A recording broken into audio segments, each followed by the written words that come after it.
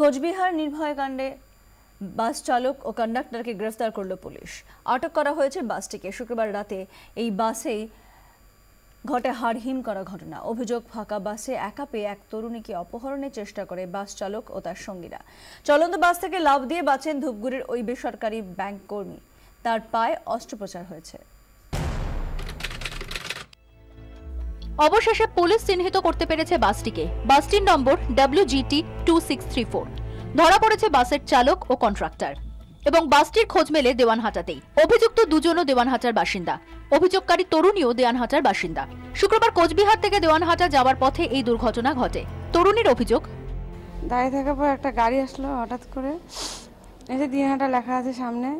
দেখার পর গাড়িটা যখন আসলো, আসার পরে গাড়ি একদম খালি ছিল। গাড়িটা যে কন্ডাক্টর বা হ্যান্ডিম্যান যে একজন ছিল, ওটা কীভাবে যায় না ঠিক, তো দিনহাটা বলছে। তো গাড়িটা ফাঁকা ছিল, গাড়িটাতে উঠলাম। ওঠার সাথে সাথেই গাড়িটা স্পিডে ছেড়ে দিল। কন্ডাক্টরটা কী করলো, সোজা গাড়ির দরজা এসে দরজা লাগিয়ে দিচ্ছে। আমি বললাম আমি নাম বলছি, বলে গাড়ি থামবে না এখানে, বলে গাড়ি সিটখানে লাগাবে দরজাটা। তখনই ওনার থেকে আমি একদম গাড়ি থেকে সরতে নিছি। রাস্তায় মুখ থুবড়ে পড়েন তরুণী। স্থানীয় বাসিন্দারা তাঁকে রাস্তায় পড়ে থাকতে দেখে তুলে নিয়ে গিয়ে হাসপাতালে ভর্তি করেন। চলন্ত বাস থেকে ঝাঁপ দেওয়ায় পা ভেঙে যায় তরুণীর। হাসপাতালে চিকিৎসা চলছে তার। কিন্তু এত বড় অভিযোগে পুলিশের ছিল গাছাড়া ভাব। 24 ঘন্টায় রবিবার এই খবর দেখানোর পরে নড়েচড়ে বসে পুলিশ প্রশাসন। সোমবার খোঁজ মেলে বাসের, গ্রেফতার করা হয় বাসের চালক ও কন্ট্রাক্টরকে। ব্যুরো রিপোর্ট, 24 ঘন্টা। দুই বিভাগের মধ্যে টানা 22 দিন বিনা চিকিৎসায় পড়ে রইল 3 বছরের শিশু। অবশেষে মৃত্যু হলো তার। ঘটনা কলকাতার NRS হাসপাতালে। পরিবারের দাবি, সাহায্য চাইতে নবান্নে গিয়েও তাদের সাহায্যে এগিয়ে আসেনি কেউ। ডায়মন্ড হারবারের নেত্রায় বাড়ি বছর তিনেকের জুবেদ হোসেনের। গত 4 ডিসেম্বর বাড়ির সামনেই খেলছিল। শিরাখল হটুগঞ্জ বাইপাসে একটি গাড়ি তাকে ধাক্কা মেরে পালায়। হাত ভেঙে যায়, মাথায় চোট লাগে ছোট্ট শিশুটির। অচৈতন্য অবস্থায় ডায়মন্ড হারবার হাসপাতাল এবং ন্যাশনাল মেডিকেল ঘুরে তাকে ওই দিনই আনা হয় নীলরতন সরকার মেডিকেলে। নিউরো মেডিসিনে বেড নেই। জুবেদকে ভর্তি করা হয় পেডিয়াট্রিক সার্জারি বিভাগে, কিন্তু চিকিৎসকরা বলে দেন নিউরো মেডিসিনেই ভর্তি করতে হবে তাকে। চিকিৎসা নিয়ে সেদিন থেকেই দুই বিভাগের মধ্যে টানাপোড়েন শুরু। বারবার কলবুক নিউরো মেডিসিনে পাঠানো হলেও কোনো চিকিৎসক দেখতে আসেননি বলে অভিযোগ। জ্ঞান ফিরলেও আরও অসুস্থ হয়ে পড়ে জুবেদ। তাকে ভর্তি করা হয় ICUতে।